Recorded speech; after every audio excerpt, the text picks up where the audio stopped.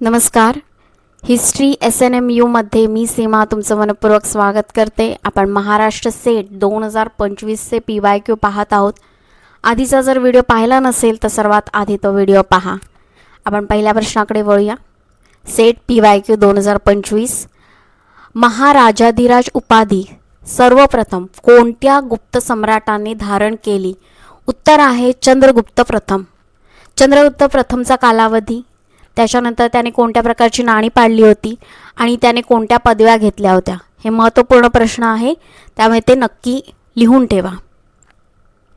यानंतरचा प्रश्न आहे, भगवान दोहित्र असा कोणत्या वाकाटक सम्राटाचा उल्लेख केलेला आहे? भवनाग दोहित्र. रुद्रसेन प्रथम.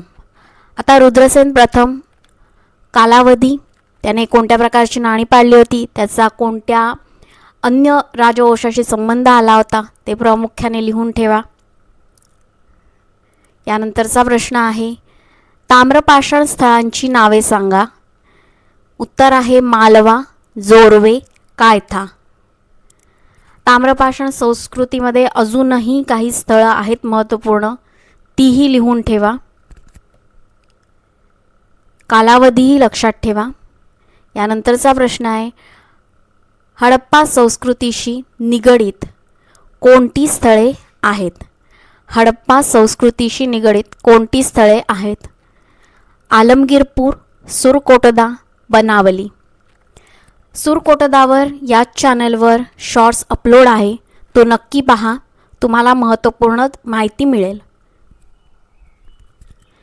हडप्पा संस्कृतीशी निगडीत अन्यही महत्त्वपूर्ण जी स्थळं आहेत ती लक्षात ठेवा. त्यांचा कोणी शोध लावला, कधी लावला, कोणत्या नदीच्या काठी आहेत, हेही महत्त्वपूर्ण आहे. यानंतरचा प्रश्न, पण या प्रश्नामध्ये हे तीन महत्त्वाचे आहेत, आलमगीरपूर, सुरकोटदा, बनावली, त्या तिन्हीची माहिती लिहून ठेवा, कारण याबद्दल परत प्रश्न येऊ शकतो. त्यानंतर आहे, परमारांच्या इतिहासावर कोणता ग्रंथ प्रकाश टाकतो? उत्तर आहे नवसाहसांक चरित. ते कोणी लिहिलं ते महत्त्वपूर्ण आहे. परमारांची वंशावळी लक्षात ठेवा, महत्त्वपूर्ण राजे कोण होऊन गेले तेही लक्षात ठेवा. आपण सेटचे 5 प्रश्न आणि नेटचे 5 प्रश्न PYQ पाहत आहोत. जर तुम्ही आधीचे व्हिडिओ पाहिले असतील तर सर्वात आधी ते व्हिडिओ पहा. चॅनलवर नवीन असाल तर चॅनलला लाईक करा, शेअर करा, सबस्क्राईब करा, कमेंट करा. आणि मी तुमचा जास्त वेळ घेतही नाही आहे, 2 ते 3 मिनिटाचेच व्हिडिओ आहेत, तर पूर्ण व्हिडिओ पाहिल्याशिवाय जाऊ नका. उद्या आपण पुन्हा भेटू, तोपर्यंत धन्यवाद.